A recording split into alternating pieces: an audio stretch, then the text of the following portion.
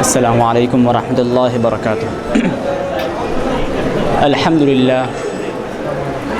للہ رب العالمین والصلاة والسلام علی رسولہ الکریم، اما بعد فقال اللہ تبارک وتعالی فی القرآن المجید والفرقان الحمید، اعوذ باللہ من الشیطان الرجیم، بسم اللہ الرحمن الرحیم، یرفع اللہ الذین آمنوا منکم والذین اوتوا العلم درجات واللہ بما تعملون خبیر۔ صدق اللہ العظیم وصدق رسولہ النبی الکریم المتین الامین، ونحن علی ذلک لمن الشاہدین والشاکرین، والحمد للہ رب العالمین۔ معزز حاضرین کرام، حضرت امام اعظم ابو حنیفہ علیہ رحمت رضوان کی حیات زندگی کے بارے میں عرض کیا جا رہا تھا، اور آپ نے جس طرح فقہ حنفی کی تدوین کی ہے ان کی محنتوں کو بیان کرنے کی سعادت حاصل کی جا رہی تھی۔ حاضرین گرامی، خطبہ مسنونہ میں جس آیت کریمہ کو پڑھنے کا شرف حاصل کیا گیا ہے، اللہ تعالیٰ فرماتا ہے یرفع اللہ الذین آمنوا منکم والذین اوتوا العلم درجات، کہ اللہ تبارک و تعالیٰ مومنین کے درجات کو بلند فرماتا ہے۔ جو اہل ایمان ہیں، مومن ہیں، ان کے درجات کو بلند فرماتا ہے۔ والذین اوتوا العلم درجات، اور جو اہل علم ہیں جن کو اللہ تعالیٰ علم سے نوازا ہے، علم دین سے نوازا ہے، ان کے کئی درجات کو بلند فرماتا ہے، ان کو بے شمار درجات پر فائز فرماتا ہے۔ اور حاضران گرامی، حضرت امام اعظم ابو حنیفہ علیہ رحمت رضوان کے زمانہ طالب علمی کو بیان کرنے کی سعادت حاصل کی گئی تھی۔ اب آپ کے جو مسائل ہیں اور جو مسائل آپ نے قرآن حدیث سے استخراج فرمائے ہیں، استنباط فرمائے ہیں، آپ کی محنتوں کو پیش کیا جائے گا۔ حاضرین گرامی، حضرت امام اعظم ابو حنیفہ علیہ رحمت رضوان کے پاس دنیا کے مختلف علاقوں سے لوگ آیا کرتے۔ تقریباً دنیا کے ہر ایک ملک کے کوئی نہ کوئی محدث آپ کے پاس ہوا کرتے اور علم حدیث حاصل کرتے، کیونکہ امام اعظم نے تقریباً 4000 محدثین سے علم حدیث حاصل کیا تھا۔ تو دنیا میں جتنی احادیث تھی اس میں سے اکثر احادیث حضرت امام اعظم ابو حنیفہ علیہ رحمت رضوان کے پاس محفوظ تھی، اور بے شمار محدثین جو دنیا سے مختلف علاقوں سے آیا کرتے تو اپنے علاقے میں جتنے احادیث ہوا کرتی وہ اس کو محفوظ فرماتے، امام اعظم کی بارگاہ میں آتے۔ تو حضرت امام اعظم کے پاس تقریباً 4000 محدثین کے احادیث پہلے سے موجود ہے، اور دنیا سے ہر ایک ملک کے بڑے بڑے جو محدث ہوتے حضرت امام اعظم کے پاس آتے اور امام اعظم کے بارگاہ میں بیٹھتے، علم حدیث حاصل کرتے اور جو حدیثیں ہیں بیان کرتے۔ تو اس طرح دنیا کے جتنے ممالک ہیں اور وہاں پر محدثین ہیں، علم حدیث ہے، وہ تمام علم حدیث امام اعظم کے پاس موجود تھا۔ جب آپ مسائل استنباط فرماتے تو اس وقت آپ کے سامنے دنیا کے تمام احادیث امام اعظم کی بارگاہ میں، امام اعظم کے سامنے موجود ہوتے، انہی تمام احادیث کے روشنی میں آپ مسئلہ بیان فرماتے۔ تقریباً آپ کے ساتھ 40 ایسے علماء گرامی تھے جو اپنے وقت کے تقریباً 2 یا کئی ایسے مجدد ایسے علماء تھے جو مجتہد ہو سکتے تھے، یعنی جن کو اللہ تبارک و تعالیٰ اجتہاد کا درجہ عنایت فرمایا تھا، ایسے مجتہد مقام پر فائز ہونے والے علماء تھے۔ علم حدیث، علم فقہ، تفسیر کے بڑے بڑے ماہر، دنیا کے منتخب چنندہ علماء کرام اب کے پاس آتے تو ان تمام علماء کے سامنے مسئلہ رکھا جاتا، اور اس مسئلے کو تمام علماء گرامی سنتے اور احادیث میں غور کرتے۔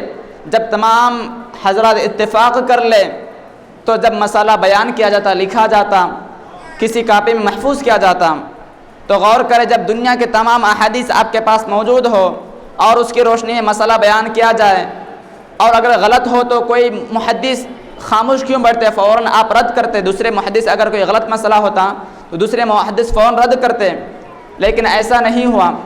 جو بھی مسئلہ ہوتا، اگر کوئی اعتراض کرنا ہوتا تو فوراً شاگرد اعتراض کرتے اور مسئلہ حل کر دیا جاتا۔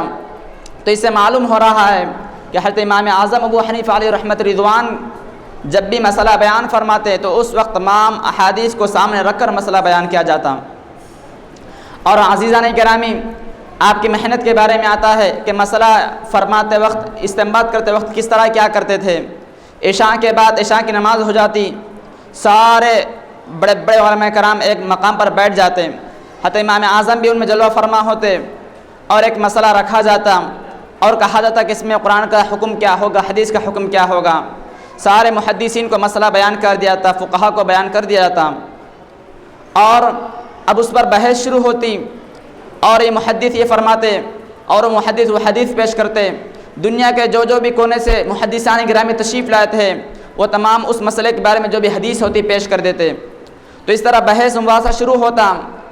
فرماتے ہیں تقریباً عشاء کے بعد سلسلہ شروع ہوا تو فجر تک یہ سلسلہ جاری رہتا، اور صرف حضرت شیخ الاسلام امام محمد انور اللہ فاروقی علیہ رحمۃ رضوان بانی جامع نظامیہ اپنی کتاب میں تحریر فرماتے ہیں کہ اگر کوئی مسئلہ بحث ہو رہی ہے اور کوئی محدثین کو اس پر اعتراضات ہو، محدثین قبول نہیں کر رہے ہیں، تو تقریباً اسی ایک ہی مسئلے کو لے کر ایک مہینے تک بحث ہوتی تھی، ایک مہینے تک بحث ہوتی، قرآن میں غور کیا جاتا، قرآن میں ڈھونڈا جاتا، تقریباً ایک مہینے کے بعد 40 دن کے بعد جب مسئلہ تمام لوگ اتفاق کر لے تو اس وقت مسئلہ لکھا جاتا، بیان کیا جاتا۔ تو اس طرح حضرت امام اعظم ابو حنیفہ علیہ رحمۃ رضوان جب ایک بھی مسئلہ بیان کرتے تو اس طرح غور کرنے کے بعد تمام حدیث کو، قرآن کی آیتوں کو کھنگالنے کے بعد مسئلہ بیان فرماتے ہیں۔ اسی وجہ سے امام اعظم کا ایک قول ہے کہ اذا صح الحدیث فهو مذہبی، کہ جب صحیح حدیث مل جاتی ہے تو میں اس کو اپنے مذہب کی بنیاد بناتا ہوں۔ اذا صح الحدیث فهو مذہبی۔ بعض لوگ اس عبارت کو لے کر غلط مفہوم بھی بیان کرنے کی کوشش کرتے ہیں، کہتے ہیں کہ حضرت امام اعظم نے فرمایا ہے کہ جب حدیث صحیح مل جائے تو میرا مذہب چھوڑ دو، حدیث صحیح کو لے لو، ایسا غلط مفہوم بیان کرتے ہیں۔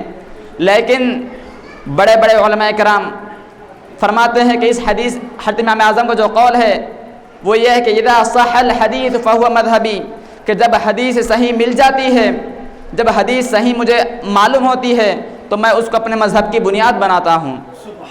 تو حضرت امام اعظم کے پاس ساری دنیا کے حدیث موجود ہے اور ساری دنیا کے بڑے بڑے علماء کرام موجود ہے اور صحیح حدیث ملتی ہے، تو اس وقت حضرت امام اعظم کوئی مسئلہ بیان فرماتے۔ تو غور کریں کہ اتنے بڑے علماء کرام اور دنیا کے منتخب چنندہ محدثین اعظام، تمام دنیا کے بڑے بڑے سرکردہ مفتیان اعظام مسئلہ جو بیان کرے وہ صحیح ہوتا ہے، یا آج کل کے وہ افراد جو کئی دنوں تک انگریزی اسکولوں میں پڑھتے رہے اور غیروں کے اسکولوں میں پڑھ کر قرآن مجید کا ترجمہ اور احادیث کا ترجمہ دے کر مسئلہ بیان کر رہے ہیں، ان کا صحیح ہو سکتا ہے؟ کس کا صحیح ہوگا؟ یہ حضرات ہے، سارے دنیا کے بڑے بڑے اولیاء کرام ہیں، جمع ہو کر مسئلہ بیان کر رہے ہیں، اور یہ ہے چند دنوں تک تو غیروں کے پاس پڑھتے رہے، غیروں کی کتابوں کو پڑھتے رہے، اس کے بعد آ کر خود کو اسکالر بتا کر قرآن کا ترجمہ، حدیث کا ترجمہ پڑھ کر مسئلہ بیان کر رہے ہیں، وہ صحیح ہو سکتا ہے یا یہ صحیح ہو سکتا ہے؟ غور کر لیں۔ تو الغرض معزز سامعین کرام، حضرت امام اعظم ابو حنیفہ علیہ رحمۃ رضوان جو بھی حدیث آپ کو معلوم ہوتی تو اس پر فوراً عمل کیا کرتے۔ بے شمار اعتراض کہ فقہ حنفی حدیث کے خلاف ہے، یہ بالکل لوگوں کو پریشان کرنے والی بات ہے۔ ہر فقہ حنفی کا ہر مسئلہ قرآن سے، حدیث سے ثابت ہے۔ یہ ہماری کج فہمی ہے، یہ کوتاہی ہے کہ ہم حدیث کو یا قرآن کو حاصل کرنے کی کوشش نہیں کرتے۔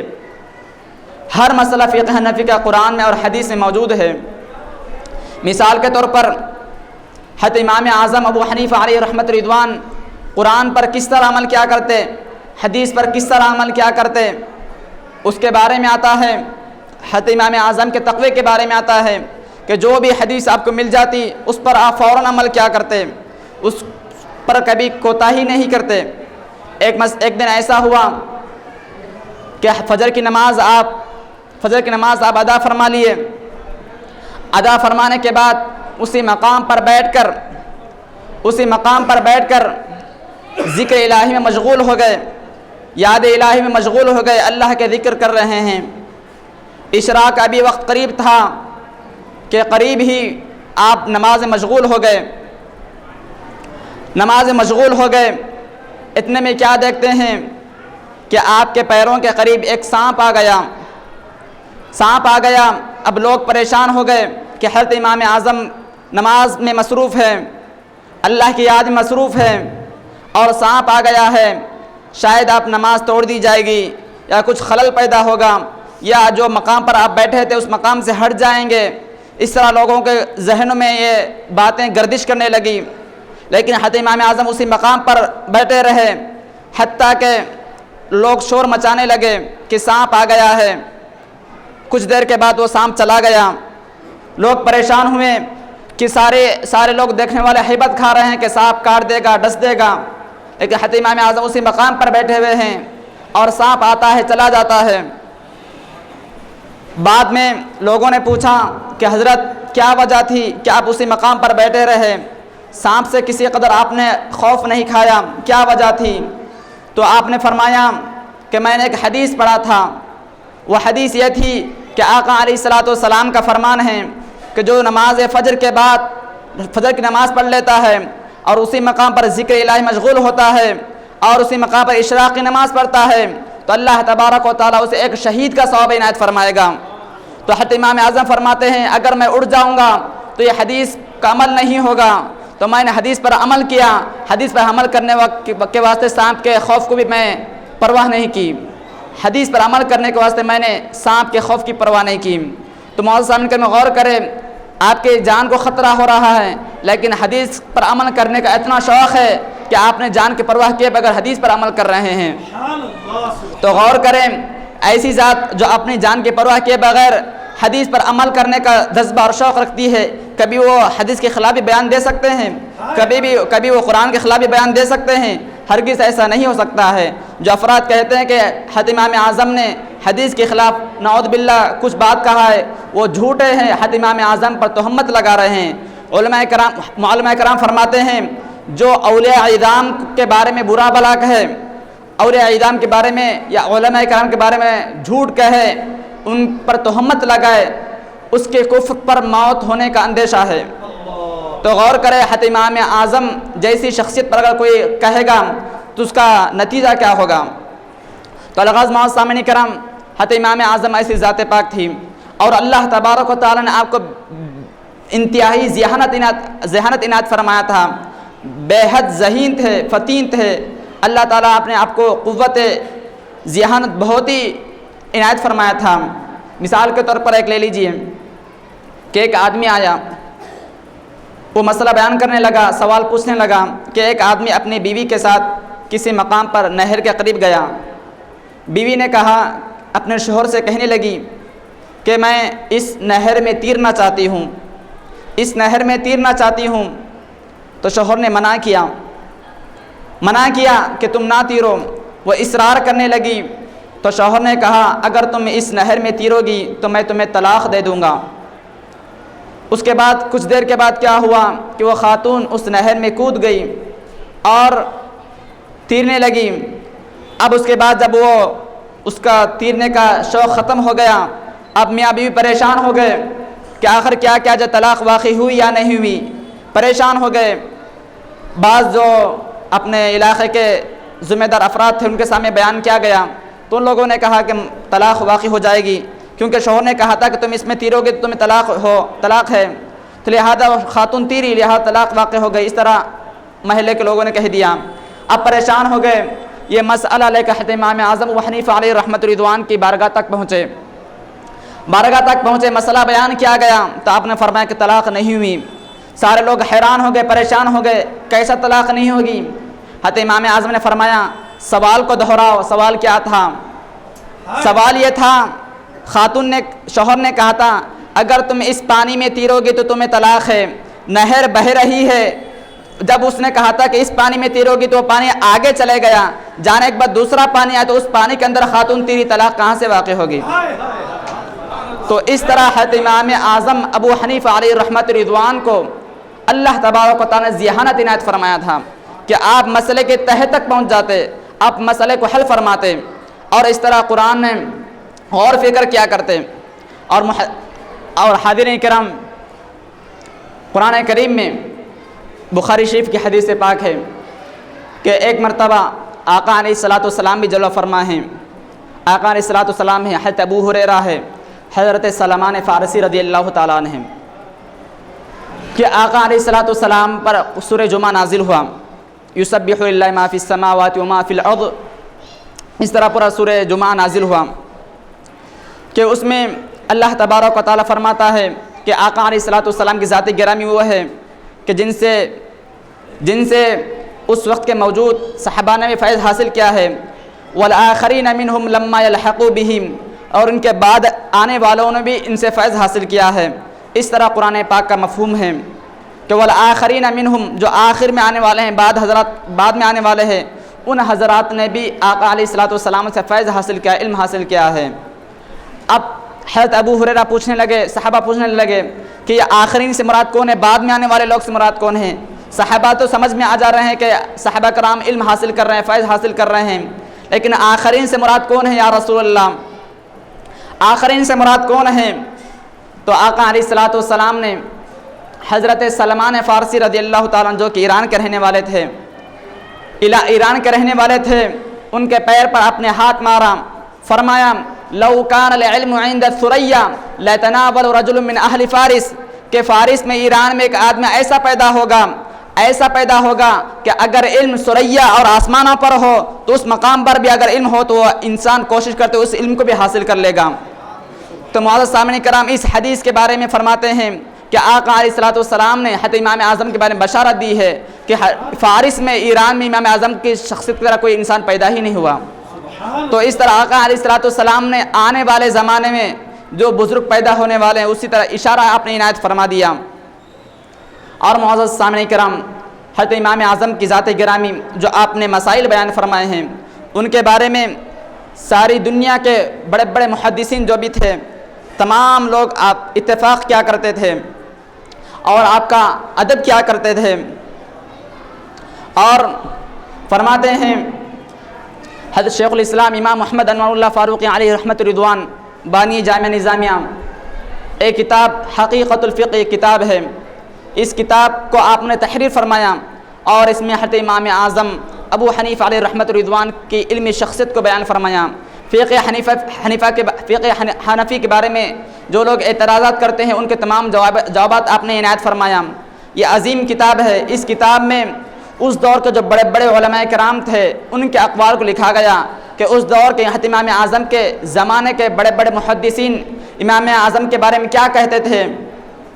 اس میں لکھا گیا ہے، فرماتے ہیں کہ امام شافعی رحمۃ اللہ علیہ، امام شافعی جو کہ ان کا خود ایک مسلک ہے، حضرت امام شافعی فرماتے ہیں جس کو فقہ کی معرفت منظور ہو، یعنی جو آدمی چاہتا ہے کہ فقہ حاصل کرے، وہ ابو حنیفہ اور ان کے اصحاب کو لازم پکڑے۔ یعنی دنیا کا کوئی انسان چاہتا ہے کہ میں فقہ حاصل کرنا چاہتا ہوں، فقیہ بننا چاہتا ہوں، تو وہ کیا کرے؟ حضرت امام شافعی فرما رہے ہیں، امام شافعی جیسے بزرگ شخصیت فرما رہے ہیں کہ وہ حضرت امام اعظم کے پاس جائے اور ان کے شاگردوں کے پاس جائے، ان کے شاگردوں کے پاس بیٹھے، ان سے علم حاصل کرے، انسان فقیہ ہو جائے گا۔ کیونکہ فقہ میں سب عیال ابو حنیفہ ہے، کیونکہ ساری دنیا کے لوگ حضرت امام اعظم کے محتاج ہے فقہ میں۔ اس طرح حضرت امام شافعی رحمۃ اللہ علیہ بیان فرمایا۔ اور معزز سامعین کرام، حضرت امام شافعی حضرت امام اعظم ابو حنیفہ علیہ رحمت رضوان کا جو تقویٰ تھا، آپ کی جو بزرگی تھی، اس بارے میں آتا ہے کہ ایک بزرگ، ایک اللہ والے، ان کو معلوم ہوا کہ کوفہ میں ایک بڑے بزرگ یعنی حضرت امام اعظم تشریف فرما ہیں، وہ فقہ کے بڑے ماہر ہیں۔ یہ سماعت کیے تو ان کو ملنے کا شوق ہوا کہ دیکھیں گے کہ حقیقت میں وہ اللہ والے ہے یا نہیں، فقیہ ہے یا نہیں، یہ دیکھیں گے۔ یہ کہہ کر وہ حضرت امام اعظم ابو حنیفہ علیہ رحمت رضوان کے پاس تشریف لائے، آپ کی بارگاہ میں بیٹھے اور مسجد میں تشریف لائے، ابھی ملاقات نہیں ہوئی تھی، دیکھنے لگے فجر کے بعد آئے کہ فجر کی نماز ہو گئی۔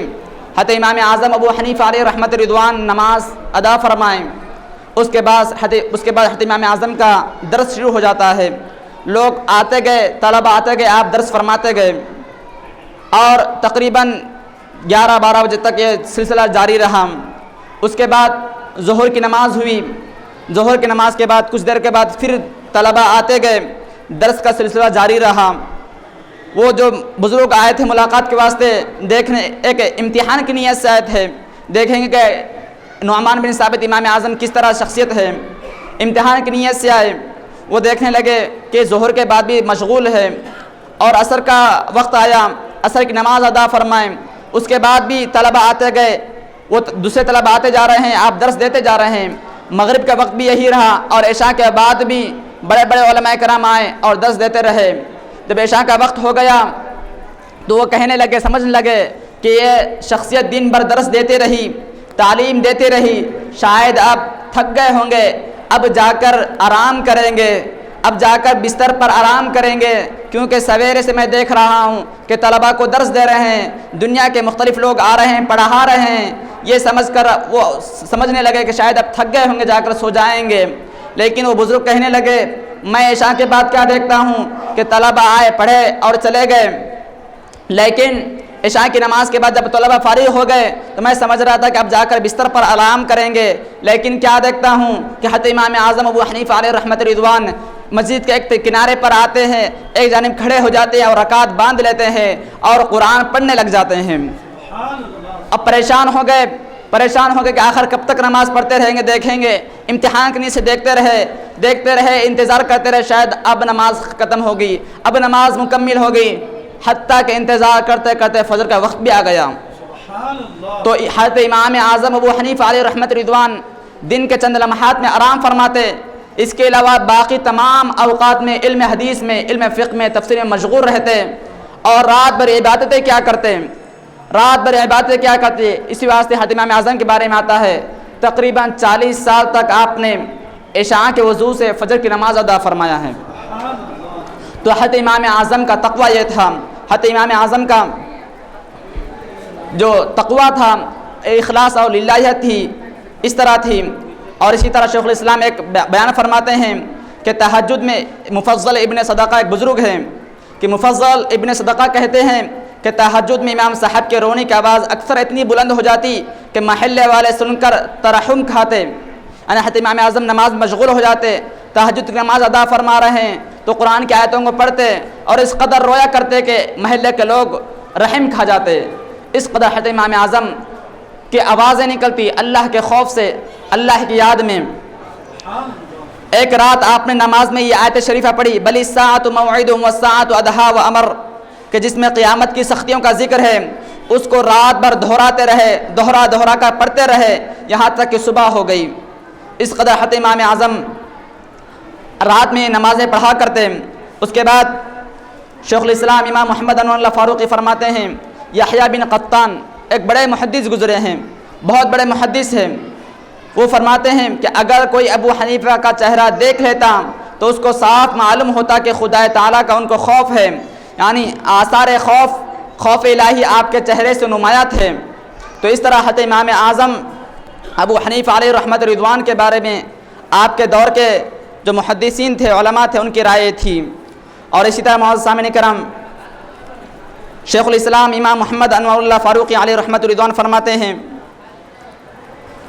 کہ یحییٰ بن آدم کہتے ہیں، یعنی یحییٰ بن آدم ایک بڑے محدث ہیں، امام بخاری اور دیگر محدثین کے اساتذہ میں آتے ہیں کہ تمام اہل فقہ کا اتفاق ہے کہ ابو حنیفہ سے کوئی افقہ نہیں ہوا، یعنی امام اعظم کے جیسا کوئی فقیہ نہیں ہوا، یہ تمام لوگوں کا اتفاق ہے۔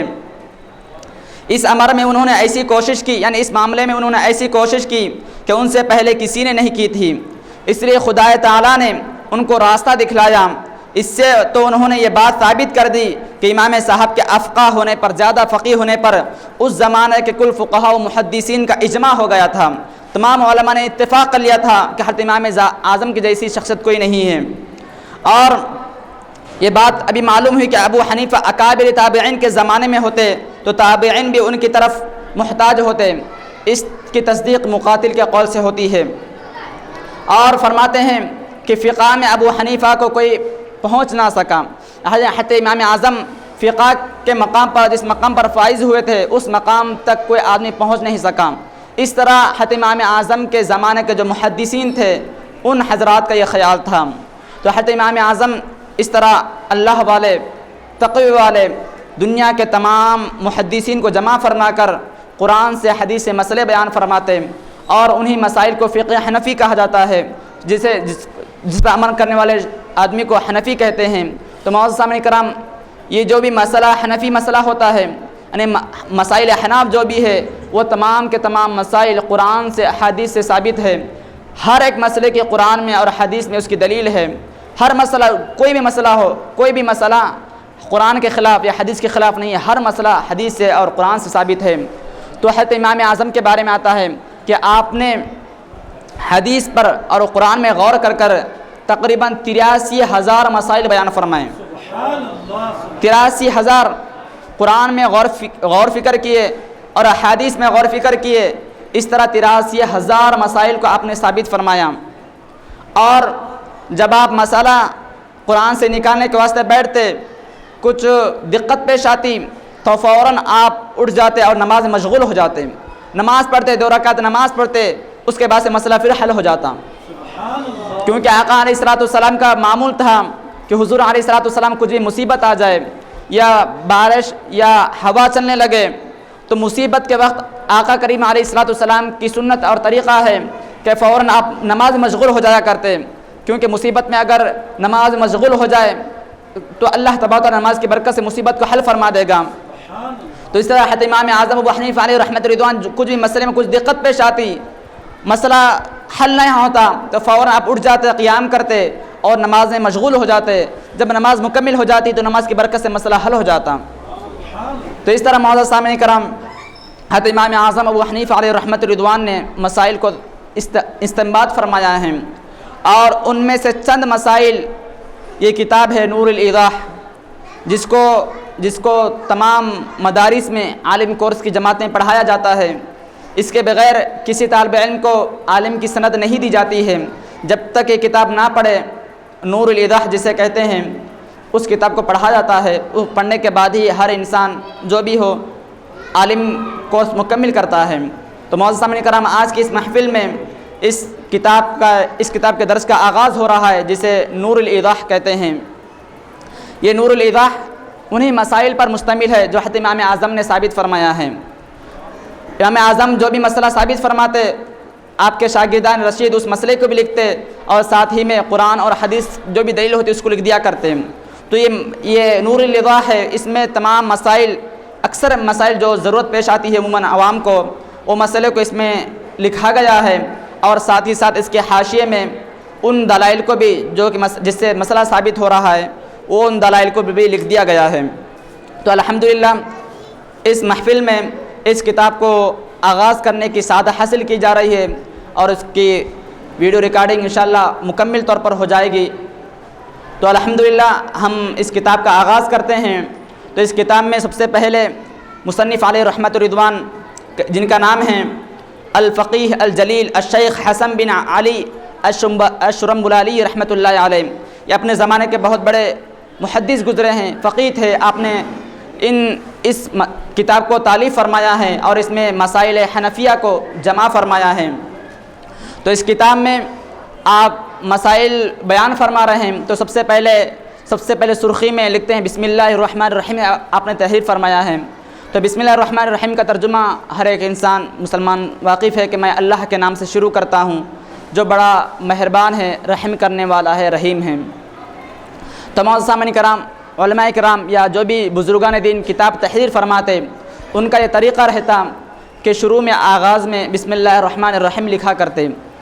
کیوں، وجہ کیا ہے؟ اس وجہ سے کہ حدیث پاک میں آتا ہے کل امر ذی بال لم یبدأ بسم اللہ فہو ابتر، ایک حدیث میں ابتر آیا ہے، دوسرے حدیث میں اقطع آیا ہے۔ مطلب یہ ہے کہ جو بھی کام بغیر بسم اللہ کے شروع کیا جاتا ہے وہ نامکمل رہتا ہے۔ اگر بسم اللہ الرحمن الرحیم پڑھ کر شروع کیا جائے، بسم اللہ پڑھ کر اللہ کے نام سے شروع کر دیا جائے تو کام مکمل ہو جاتا ہے۔ تو اس طرح آقا علیہ الصلوۃ والسلام کے حدیث پر عمل کرنے کے واسطے علماء کرام اور جو بھی کتاب تحریر فرماتے ہیں ان کی عادت ہوا کرتی ہے کہ قرآن کتاب سے پہلے سب سے پہلے بسم اللہ الرحمن الرحیم لکھ دیا کرتے ہیں۔ اور اسی طرح معزز سامعین کرام، بسم اللہ الرحمن الرحیم کا ترجمہ جیسا کہ آپ واقف ہیں، اس میں 3 چیزیں ہیں۔ ایک اللہ کا نام ہے، 2 اس کے صفاتی نام ہیں، یعنی اللہ یہ رب تبارک تعالیٰ کا اسم گرامی ہے، اسم جلالہ ہے، اور رحمان رحیم اس کی صفات ہیں۔ یہ 3 چیزیں ہیں۔ علماء کرام فرماتے ہیں کہ تقریباً 3000 اللہ کے صفاتی نام ہیں، بے شمار ہیں، لیکن عموماً جو بیان کیا جاتا ہے بے شمار، اس کی حد کوئی مقرر نہیں کر سکتا کہ اللہ تبارک تعالیٰ کے اسماء گرامی 3000 ہے۔ چند تورات میں لکھے گئے، چند زبور میں لکھے گئے، چند انجیل میں لکھے گئے، چند صرف فرشتوں کو معلوم ہیں۔ وہ تقریباً 3000 جو صفاتی جو اللہ تعالیٰ کے نام ہیں اس کے بارے میں فرماتے ہیں کہ اگر کوئی انسان بسم اللہ الرحمن الرحیم پڑھ لیتا ہے تو چونکہ اس میں تینوں کا تذکر آیا ہے تو اللہ تبارک تعالیٰ ان تینوں کے برکت سے 3000 ناموں کا ثواب عنایت فرماتا ہے۔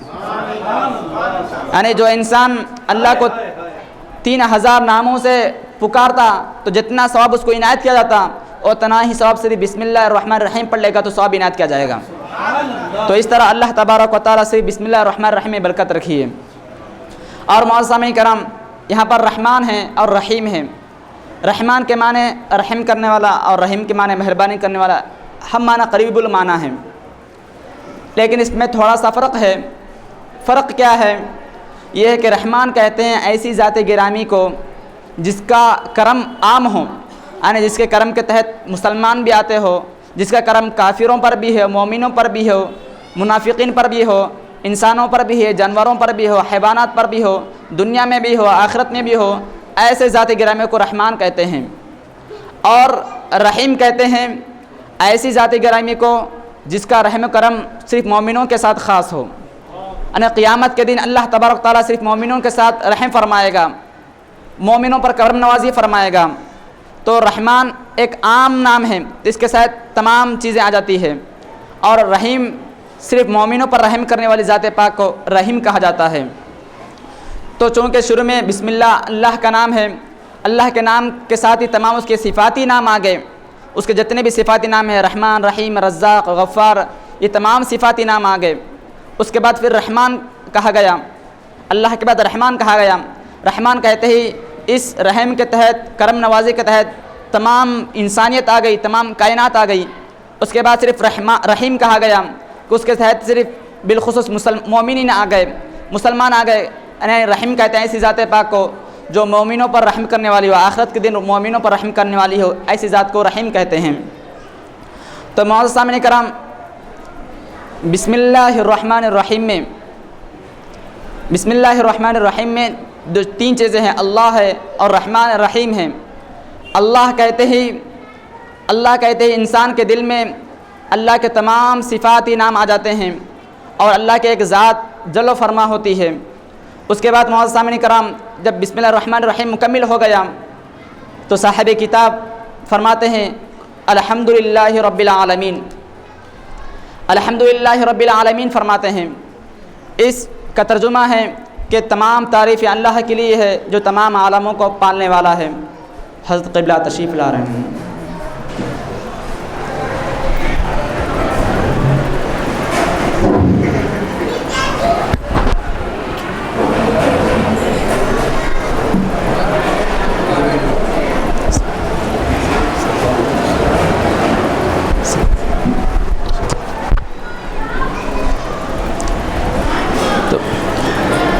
حاضران گرامی، تو اس سورہ یعنی نور الایضاح کا درس شروع ہوا تھا، تو اس میں آغاز میں جو بھی باتیں پیش کرنی تھی اس کے بعد سے صاحب کتاب فرماتے ہیں الحمدللہ رب العالمین، یعنی تمام تعریفیں اللہ کے لیے ہے جو تمام عالموں کا پالنہار ہے، پالنے والا ہے۔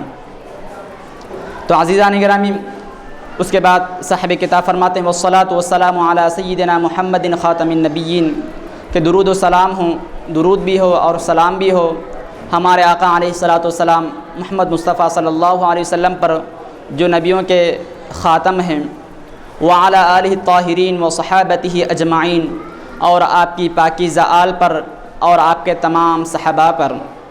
تو الغرض سامعین کرام، چونکہ حضرت قبلہ تشریف لا چکے ہیں اور حضرت کا خطاب ہمیں سماعت کرنا ہے، انشاءاللہ تعالی آئندہ یہ نور الایضاح کا درس مکمل ہوگا۔ اللہ تبارک و تعالیٰ سے دعا ہے کہ اللہ تبارک و تعالیٰ ہمیں فقہ حنفی کو سمجھنے کی توفیق عنایت فرمائے اور عمل کرنے کی توفیق عنایت فرمائے۔ وصلی اللہ تبارک و تعالیٰ علی خیر خلق سیدنا و نبینا مولانا محمد مبارک وسلم برحمتک یا ارحم الراحمین، الحمد للہ رب العالمین۔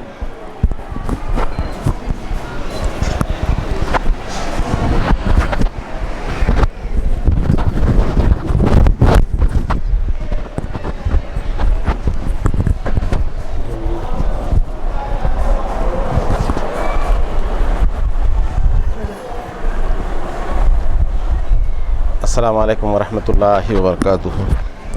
الحمدللہ رب العالمین والعاقبۃ للمتقین۔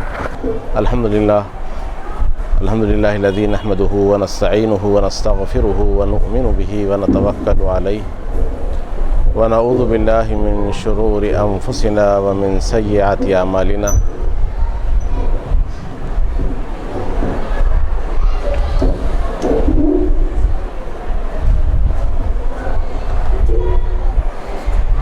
السلام علیکم ورحمۃ اللہ وبرکاتہ۔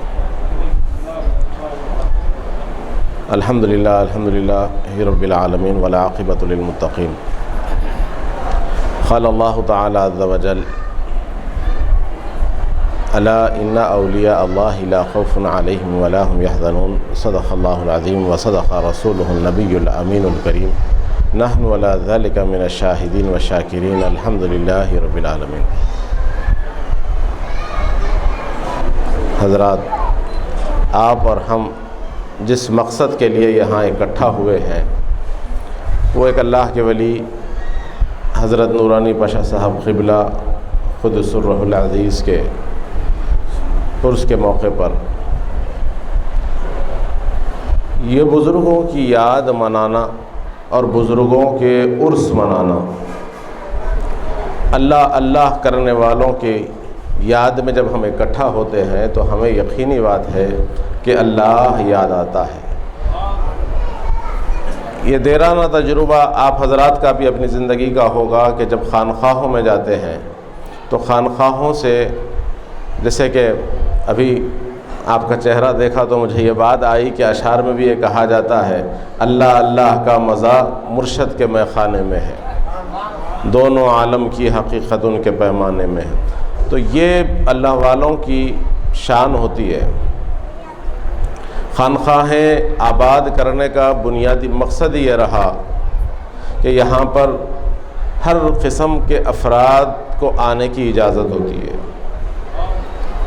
یہاں پر آپ دنیا کا دیرانہ تاریخی تجربہ ہے، تاریخ کو اگر آپ دیکھیں تو یہ بات آپ کے سامنے آ جاتی ہے کہ تاریخ کا معاملہ کیا ہے، تاریخ آپ کے اور ہمارے درمیان کیا کہتی ہے۔ تاریخ یہی کہتی ہے کہ حضور نبی رحمت صلی اللہ علیہ وسلم کے زمانے میں جو مسلمان ہوا کرتے تھے وہ ایک اکرام والے لقب سے پکارے گئے اور انہیں صحابہ اکرام رضوان اللہ تعالی علیہم اجمعین کہا گیا۔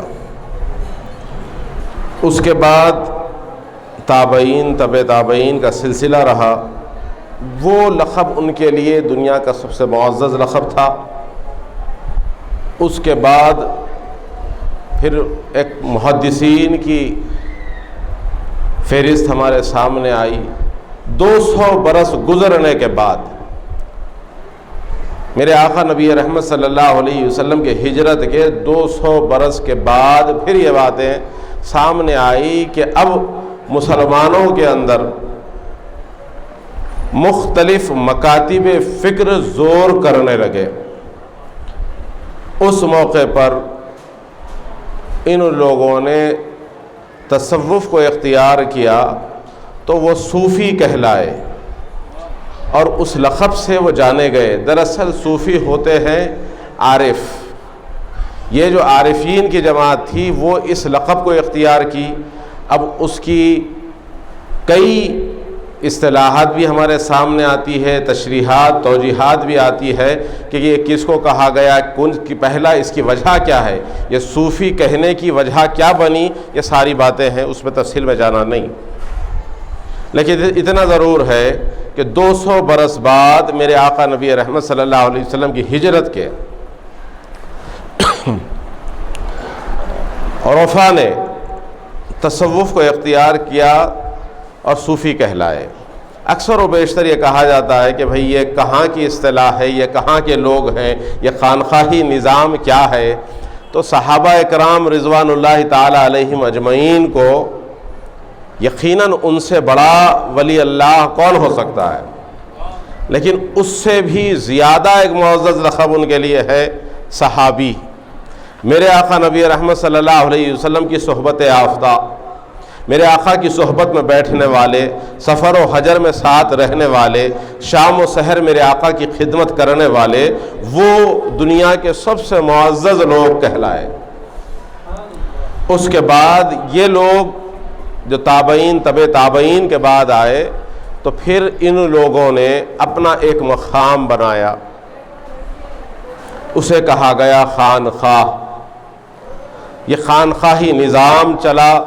اس نظام کے اندر معاملات یہ ہوا کرتے تھے کہ بھئی مسجد میں قرآن کا فیصلہ آ چکا، سارے منکرین خدا، مشرکین خدا نجس ہے، ان نجیسوں کو اللہ کے پاک گھر میں آنے کی اجازت نہیں، اس لیے خانقاہیں بنی۔ خانقاہ کے اندر بڑی ذرا سنجیدگی کے ساتھ میں عرض کر رہا ہوں، آپ حضرات بھی تھوڑا سا اس کو سنجیدگی کے ساتھ لے لیں کہ بات یہ ہے کہ خانقاہ کے اندر آپ دیکھتے ہیں کہ وہ کون لوگ آتے ہیں۔ خانقاہ کے اندر آنے والے افراد ایک تو وہ لوگ ہوتے ہیں جو اللہ کی طلب میں آتے ہیں، اللہ کا قرب حاصل کرنے کے لیے آتے ہیں، اللہ کو راضی کرنے کا طریقہ تلاش کرتے کرتے خانقاہوں میں آتے ہیں۔ وہ اللہ کے قرب کے لیے خانقاہوں میں آنے والے ایک طبقہ ہے۔ ایک طبقہ یہ ہے کہ سیدھا سادہ مسلمان، 5 وقتہ نماز کا پابند مسلمان، کبھی یہ دل چاہا کسی سے سن لیا حکایت کہ صحبت سالے ترا سالے کنت، صحبت تالے ترا تالے کنت، اچھوں کی صحبت میں آدمی اچھا ہی بنتا ہے، بروں کی صحبت میں آدمی برا بنتا ہے۔ اس خیال نے اسے ڈھکیل لایا خانقاہوں کی طرف، جہاں پر جن کا شام و سحر اللہ اللہ کرنے میں گزرتی ہے، اللہ کو راضی کرنے میں گزارتے ہیں۔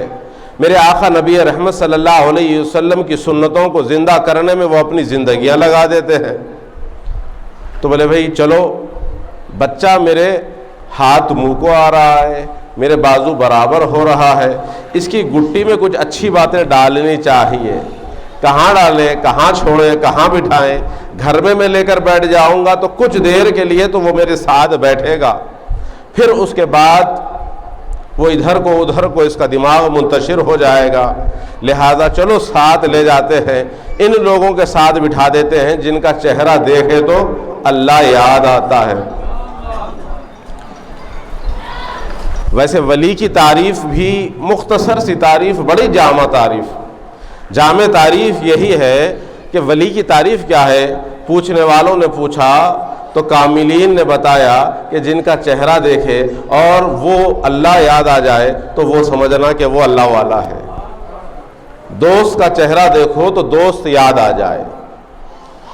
یہ خانقاہوں میں آنے جانے لگے۔ ایک طبقہ یہ ہوتا ہے جو بولے بھئی چلو جائیں گے، کچھ دیر بیٹھیں گے، تو اتوار ہے، جمعہ ہے، شب جمعہ ہے، چلو چلے جائیں فلاں خانقاہ میں جائیں، آج یہاں کی محفل ہے، آج وہاں محفل ہوتی ہے، یہاں جا کے بیٹھنے سے کچھ اللہ کی باتیں ہوتی ہے، رسول پاک نبی رحمت کی سیرت پاک سننے کو ملتی ہے، میرے آقا کی شام و سحر بیان کی جاتی ہے، اللہ والوں کی باتیں ہوتی ہے، علی و نبی کی باتیں ہوتی ہے، اہل بیت کا ذکر و تذکرہ ہوتا ہے۔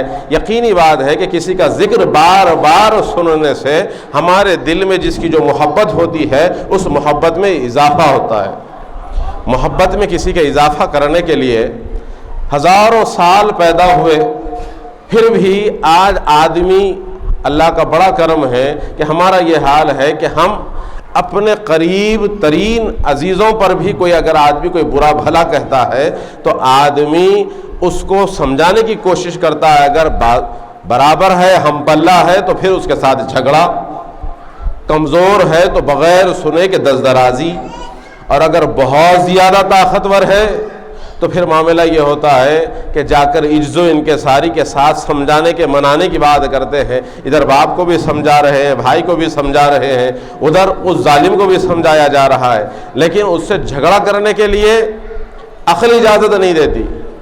لیکن قربان جائیں میرے آقا نبی رحمت کی ناموس پر کہ آج بھی ہزاروں برس بعد بھی ہمارے دلوں میں یہ معاملہ ہے، آج بھی ہر کلمہ پڑھنے والے مسلمان وہ کسی بھی مکتب فکر سے تعلق رکھتا ہو، چند نامرادوں کے سوا، آقا نبی رحمت کی ناموس کی شان میں بے ادبی گستاخی ہو تو پھر آپ دیکھتے ہیں کہ لوگ دوڑ پڑتے ہیں، کچھ نہیں سجائی دیتا، آدمی وہاں پر عقل کو بالائے طاق رکھتا ہے اور دل سے کام لیتا ہے، وہی اس کی حرارت ایمانی ہے، اس کے ایمان کا پیمانہ ہے۔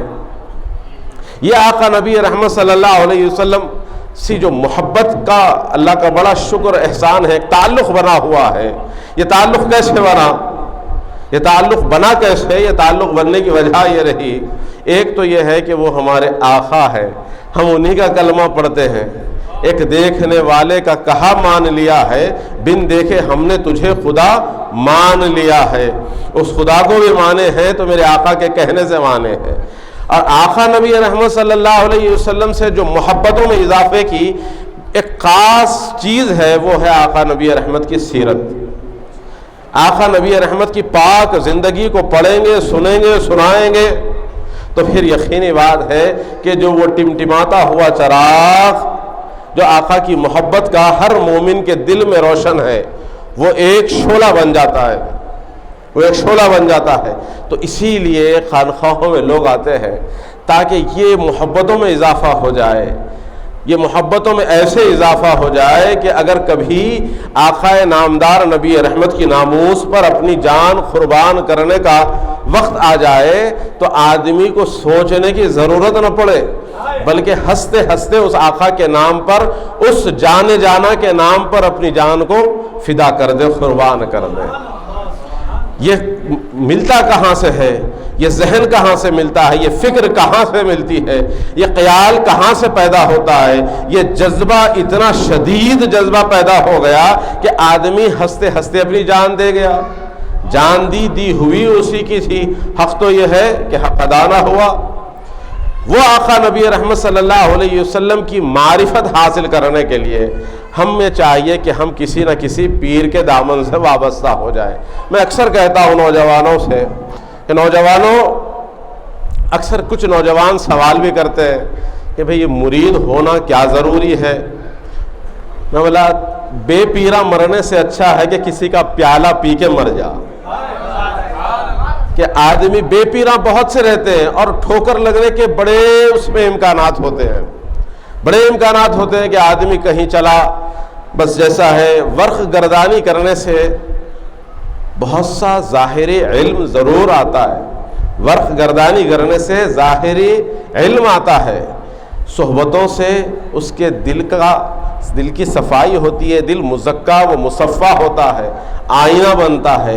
اور جن کا جب پیالہ پی لیتا ہے تو وہ پیالہ ایسا پیالہ ہوتا ہے، پیالے پہ میں آپ سے ایک دو باتیں عرض کرتے ہوئے پھر حضرت نورانی پاشا رحمۃ اللہ علیہ کے ہم یاد میں بیٹھے ہیں، اور یہ تو ہمارے پاشا کی محبتیں ہیں کہ آتے ہی مائک لگا دیا گیا، ورنہ اس پروگرام سے میں حاضر نہیں تھا کہ میں تو یہاں پر سننے کے لیے حاضر ہوا تھا۔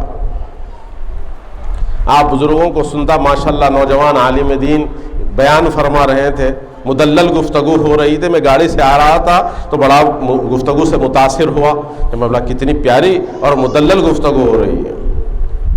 تو برادران عزیز، بات کیا ہے پیالے کی؟ پیالے کی بات کچھ تمثیلات سے سمجھ لیں تو آپ کو بھی سمجھ میں آ جائے گا کہ خانقاہی معاملات کیا ہوتے ہیں، خانقاہی نظام کیا ہوتا ہے۔ اس میں میں نے پہلی ایک بات کہی ہے کہ ایک تو وہ لوگ ہیں جو خانقاہوں میں آئے ہیں تو اللہ کی رضا حاصل کرنے کے لیے آئے ہیں، معرفت حاصل کرنے کے لیے آئے ہیں۔ دوسرے وہ لوگ ہیں کہ اچھی صحبتوں کے لیے آئے ہیں۔ تیسرے وہ لوگ ہیں جو بالکل ٹھیٹ دنیا دار ہوتے ہیں، گناہوں میں غرق ہوتے ہیں، کبھی کبھار ضمیر دستک دیتا ہے تو بولتے ہیں بھائی کچھ اچھے لوگوں کے ساتھ کچھ اچھا بھی کر لیں گے، کچھ اچھوں کے ساتھ بھی وقت گزار لیں گے۔ دنیا میں غرق رہنے کے باوجود آتے ہیں، بیٹھتے ہیں، سنتے ہیں، کبھی کچھ باتیں اثر کر جاتی ہے، باہر نکلتے ہیں، پھر نفس امارہ اپنا زور کرتا ہے، پھر یہی ایک مسلسل جنگ چلتے رہتی ہے۔ مطمئنہ اور امارہ کے درمیان مسلسل جنگ ہے۔ ادھر کو آؤ تو محفل میں کچھ دیر کے لیے باتیں سنیں تو اسے غلبہ کہتے ہیں۔ یہ باتیں واقعتاً یہ فانی دنیا ہے، ختم ہونے والی دنیا ہے، اس سے ہمارا کیا لینا دینا، چند دن کی زندگانی ہے، چلو کچھ اچھا کر لیں، اللہ اس کے رسول کی فرما برداری میں زندگی گزار لیں گے۔ ادھر کو آتے ہیں، پھر باہر نکلتے ہی دنیا کی چمک دھمک، نفس کے خواہشات، پھر وہ اپنے طرف راغب کرتے ہیں۔ یہی ایک سلسلہ، ایک دوڑ ہے، چلی جاتی، کبھی ادھر کو کبھی ادھر کو۔ محفلوں میں آئیں تو اکثر لوگ کہتے بھی ہیں کہ جب ہم محفلوں میں بیٹھتے ہیں تو ہماری دل کی کیفیت اور ہوتی ہے، جب ہم چلے جاتے ہیں تو پھر آنے کا موقع ملتا نہیں ہے، آنے کو دل چاہتا نہیں ہے، ہم گھسیٹ کر لاتے ہیں، جب آ جاتے ہیں تو پھر کچھ لذت اور ہی ہوتی ہے۔ میں نے کہا اس سے کوئی مایوسی والی بات نہیں، یہ تو آقا نبی رحمت صلی اللہ علیہ وسلم سے بھی سوال کرنے والے نے سوال کر لیا۔ آقا سید عالم صلی اللہ علیہ وسلم کی بارگاہ میں ایک صحابی آئے اور کہنے لگے میرے آقا میں تو ہلاک ہوا،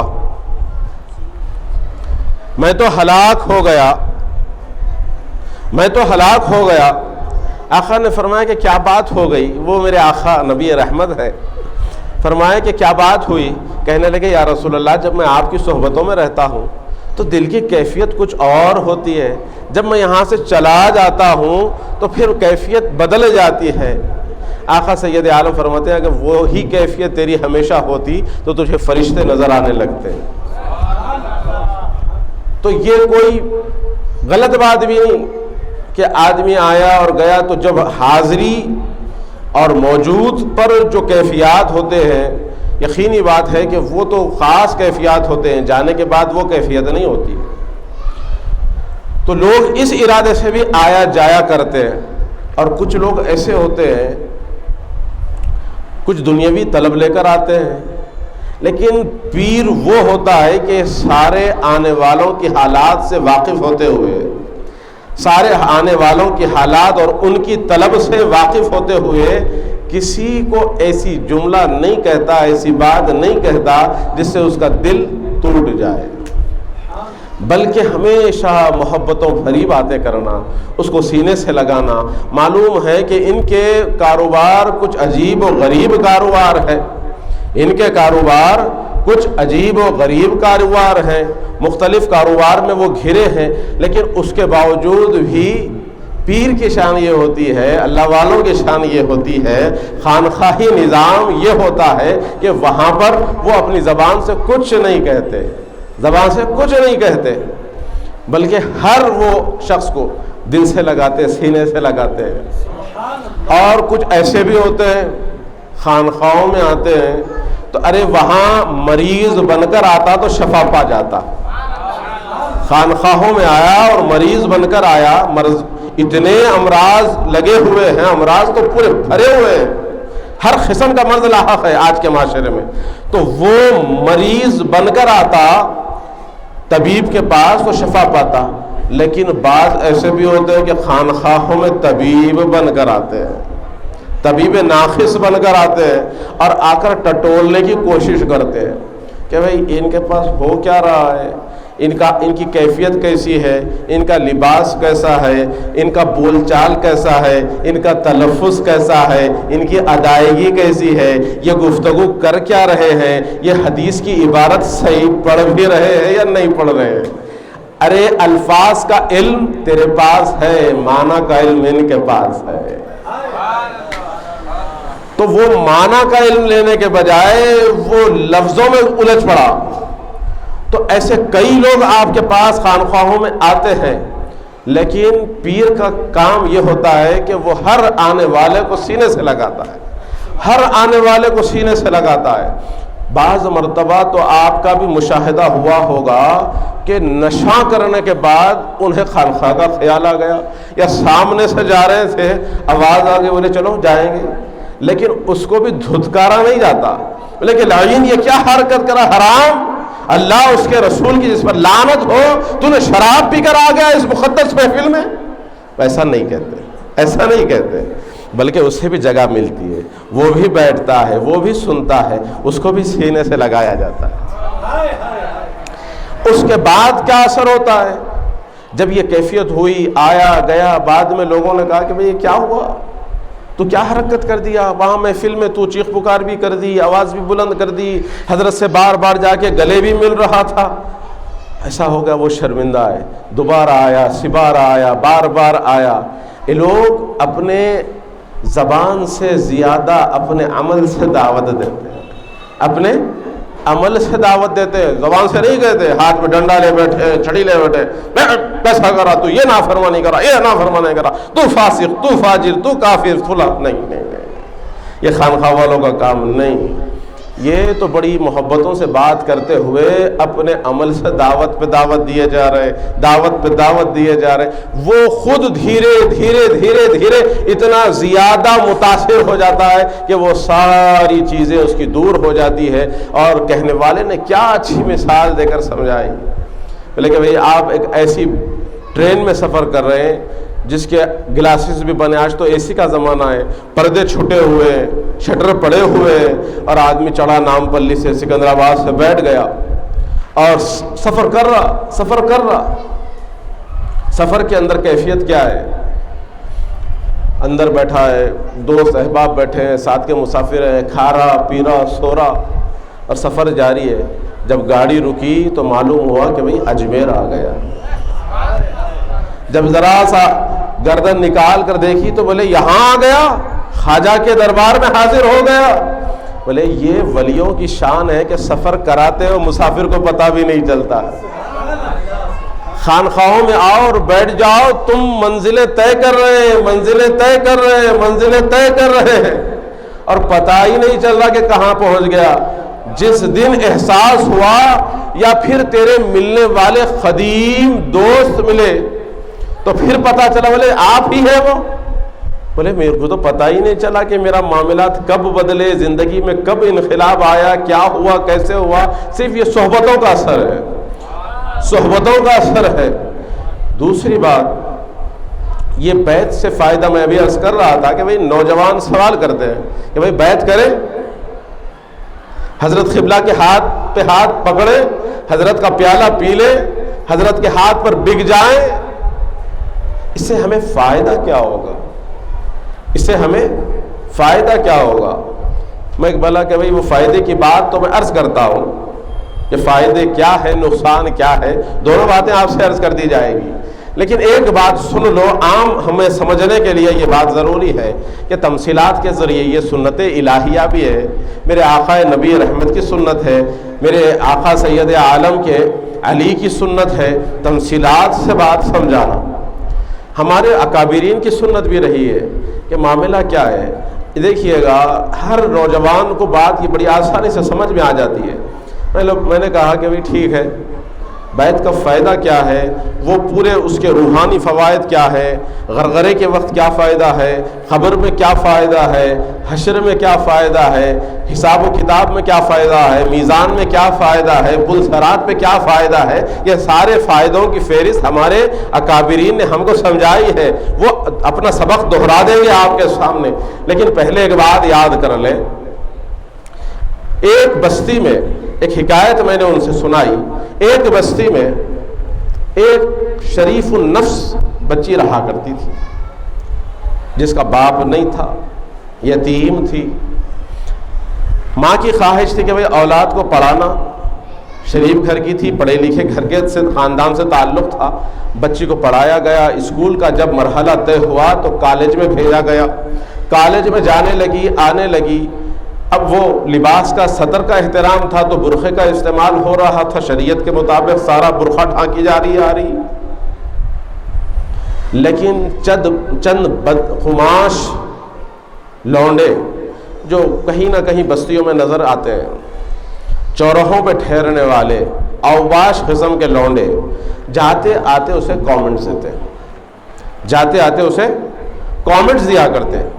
کبھی کچھ کہہ دیا، کبھی کچھ کہہ دیا، کبھی یہ بول دیا، کبھی وہ بول دیا. بچی آبدیدہ ہو جاتی، گھر آتی روتی ماں کے سامنے. خوبصورت حسین ترین بچی، اس کے حسن میں کوئی کمی نہیں. اس تعلیم یافتہ، پڑھ رہی ہے، گریجویشن کر رہی ہے، خوب علم سے واقف. لیکن گھر آتی ہے ماں کے سامنے روتی. بیوہ عورت کر ہی کیا سکتی، رو رہی. ماں بھی رو رہی، بیٹا دعا کرو اللہ سے، اللہ تعالی ہمارے لیے کوئی راستہ نکال دے، ان ظالموں کے شر سے اللہ ہماری حفاظت فرما لے. ایک دن غیب سے ایک رشتہ آیا، غیب سے ایک رشتہ آیا اور انہوں نے کہا کہ بھئی آپ کے گھر بچی ہے، ہم اپنے بچے کے لیے کرنا چاہتے ہیں. بات چیت ہو گئی. بچہ بھی پڑھا لکھا قابل ترین ہے.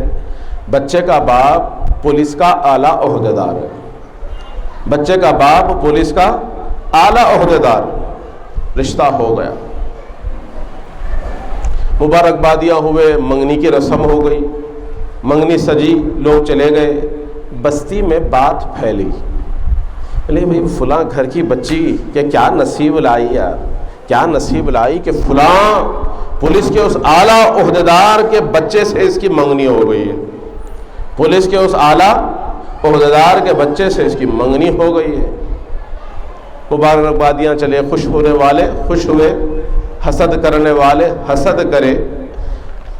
دوسرے دن دیکھتے کیا ہے کہ وہ بچی جب اپنے کالج کو جانے کے لیے نکلتی ہے تو وہ سڑک پر جو اوباش لونڈے ٹھہر کر تانے دیا کرتے تھے، جیسے اس کو آتا دیکھا تو کوئی موٹر سائیکل اسٹارٹ کر کے ادھر کو گیا، کوئی ادھر کو نکل گیا، کوئی سیدھا سامنے کی چائے خانے میں ہوٹل میں گھس گیا. بچی چلے گئی. ایک دن عمل دیکھا، دوسرے دن دیکھا، تیسرے دن دیکھا. آ کے ماں سے کہنے لگی اماں کیا بات ہے کہ وہ لوگ جو ہمیشہ مجھے ستایا کرتے تھے، مجھے جاتے وقت ہیبت لاحق ہوتی تھی، گھر جب آتی تو ہیبت لاحق ہوتی تھی، لیکن آج کیا بات ہے؟ میں دیکھ رہی ہوں چند دن سے ان کا حال کہ وہ مجھے دیکھتے ہیں تو راہ فرار اختیار کرتے ہیں، نظر نہیں آتے. اگر کبھی ٹھہرے رہے تو دوڑتے ہوئے بھاگتے ہیں. اماں نے کہا بیٹی بات یہ ہے کہ تیری نسبت کسی ایک ایسے سے ہوئی ہے جو بڑا طاقتور ہے. تیری نسبت ایسے سے ہوئی ہے جو بڑا طاقتور ہے. تیرے پاس حسن تھا، تیرے پاس علم تھا، لیکن نسبت نہیں تھی. نسبت نہیں تھی تو ہر بدماش آنکھیں پھاڑ کر دیکھ رہا تھا. لیکن جب نسبت ہو گئی تو شیطان بھی بھاگنے لگے.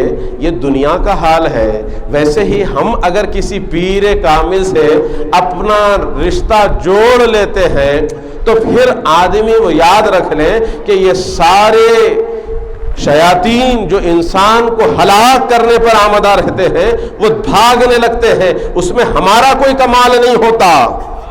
کمال ہمارا نہیں ہوتا بلکہ نسبت کا کمال ہوتا ہے۔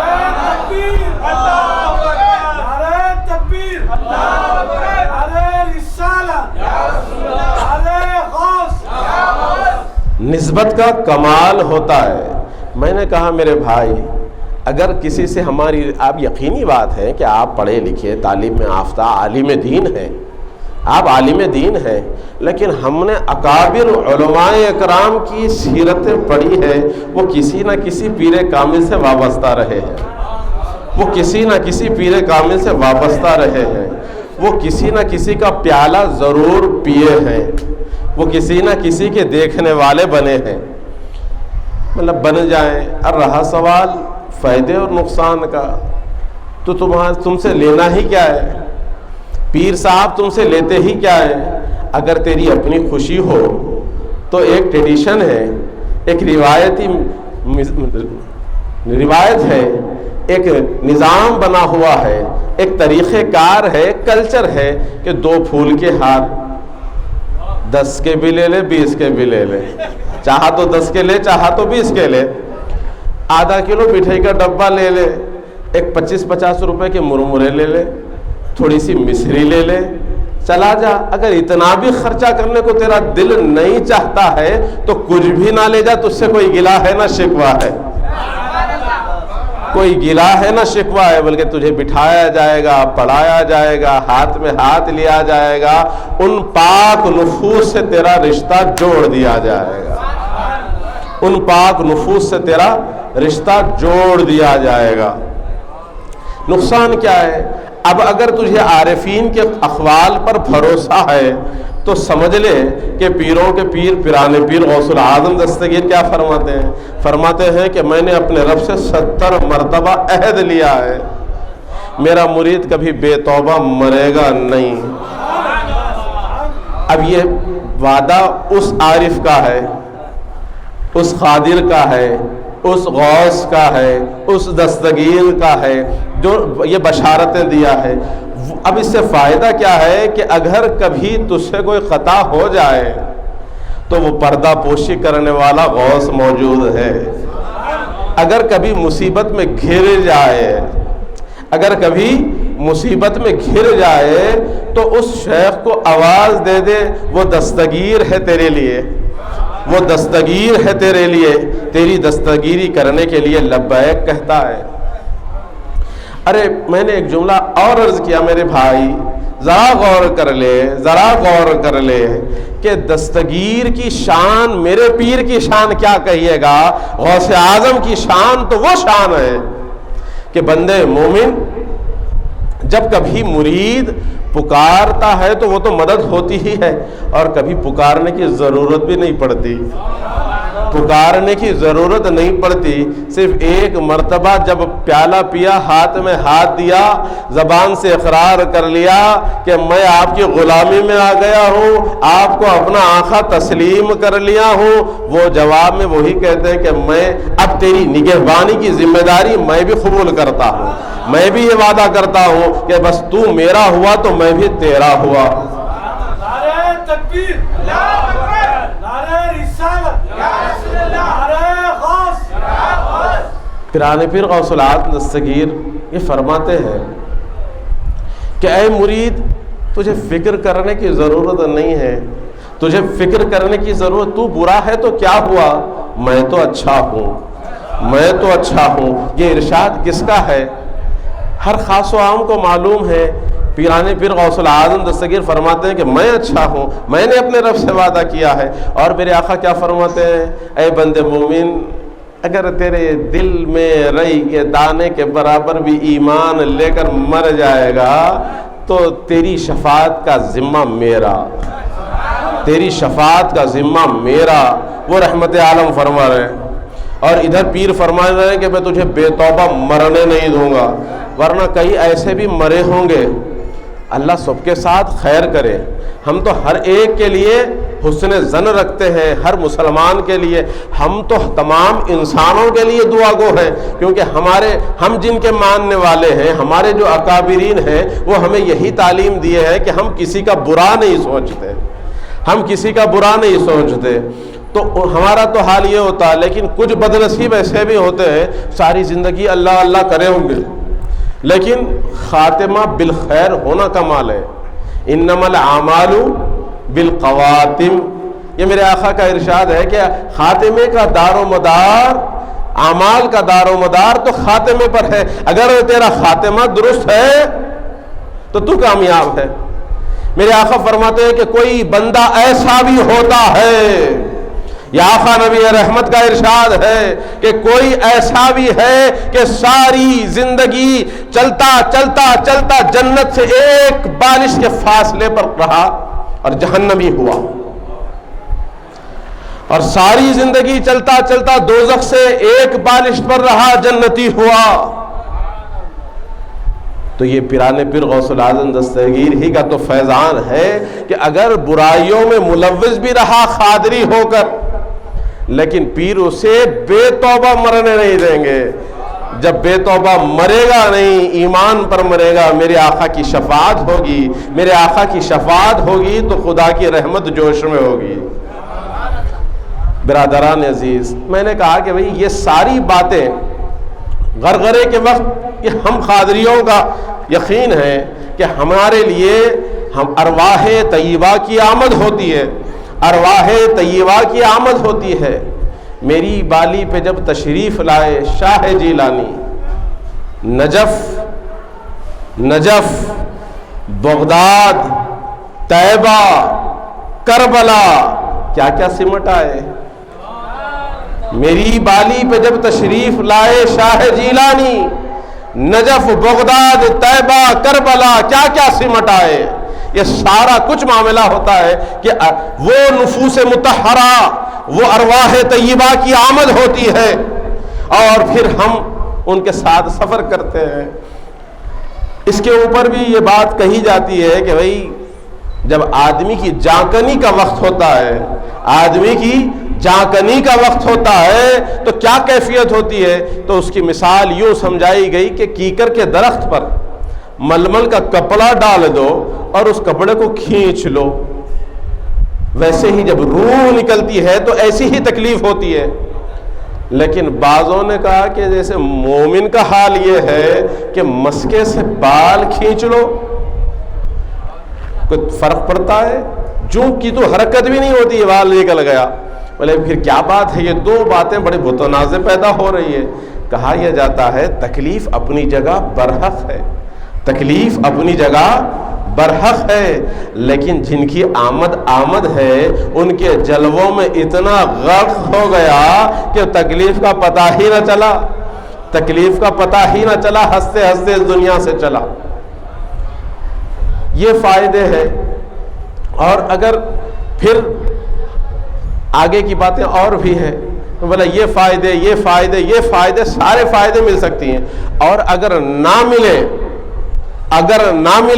تیری عقل کے مطابق یا تیرے سمجھانے والوں کے مطابق تو تیرا گھاٹا کیا ہوا؟ ارے لوگ تو بہت کچھ انویسٹ کر دیتے ہیں کاروبار میں، تجارتوں میں بہت کچھ انویسٹ کر دیا جاتا ہے، لیکن کیا بات ہے کہ تو اتنا بھی انویسٹ کرنے کے لیے تیار نہیں ہے، پھول اور مرمروں کے لیے بھی تیار نہیں ہے، اتنی بشارتیں مل رہی ہے، اتنی بشارتیں مل رہی ہے، لیکن اس کے لیے تو آمادہ نہیں ہے۔ تو ایک کامل آدمی کا تو یہ مزاج نہیں ہوتا، عقل مند آدمی تو اتنا سستے کا سودا کبھی نہیں چھوڑتا، کبھی نہیں چھوڑتا۔ تو برادران عزیز، باتیں بہت سی ہے کرنے کے لیے، خانقاہی نظام سے متعلق، سلسلے کے فیضان سے متعلق کہ کیا ہوتا ہے، کیسے ہوتا ہے، اس کے تمثیلات کے ذریعے ہمارے اکابرین نے ہم کو یہ سارا کچھ سمجھایا ہے، بتلایا ہے۔ انشاءاللہ تعالی بزرگوں کے فیضان سے آپ یہ اس کا استفادہ کرتے رہیں گے، سنتے رہیں گے، سناتے رہیں گے، یہ سلسلہ جاری و ساری رہے گا۔ حضرت نورانی پاشا صاحب قبلہ علیہ رحمت و رضوان کے بڑے خدمات ہیں، نکل کر خان خواہوں سے ادا کر رسم شبیری۔ اقبال نے کہا نکل کر خان خواہوں سے ادا کر رسم شبیری۔ تو حضرت کا وہ مزاج تھا کہ آپ صرف خانخواہی ایکٹیویٹیز کی حد تک ہی محدود نہیں تھے، بلکہ آپ باہر نکل کر لوگوں میں جس انداز سے کام کیے ہیں، بستی بستی پہنچ کر، مسجد مسجد پہنچ کر اہل سنت والجماعت کا پرچار کیے ہیں، اس کا قیام کیے ہیں، اس کے لیے مسلسل جہد مسلسل کرتے رہے ہیں، اور ذہن سازی کرتے ہوئے مدرسے کے اندر کئی مجاہدین کو پیدا کر دیا ہے، کوئی مانے یا نہ مانے، لیکن یہ آنکھیں دیکھیے اور آج بھی دیکھ رہی ہے، یہ ایک فیضان کس کا ہے؟ یہ حضرت نورانی پاشا رحمۃ اللہ علیہ کا فیضان ہے۔ جو کام ہو رہا ہے آپ دیکھ رہے ہیں، ہم بھی اسے اپریشیٹ کرتے ہیں، بولتے ہیں کہ کام اچھا ہے۔ بزرگوں سے وابستہ رہنے میں آدمی کو روحانی فیض بھی ملتا ہے، جو علمی فیوز کے ساتھ ساتھ، لفظوں کے علم کے ساتھ ساتھ، الفاظ کے علم کے ساتھ ساتھ معنی کا علم بھی ملتا ہے، اپنی نسبتیں اپنے شیوخ سے جوڑے رکھنے میں۔ اللہ سے دعا ہے کہ مولا جب تک ہمیں زندہ رکھ، اسلام پر موت دے، ایمان پر، وقت نزا میرے آقا نبی رحمت صلی اللہ علیہ وسلم کا دیدار نصیب فرما۔ وصلی اللہ تعالی علی خیر خلقہ سیدنا محمد وآلہ واصحابہ وازواجہ وذریاتہ واہل بیتہ سلما تسلیما کثیرا۔ الحمد للہ رب العالمین۔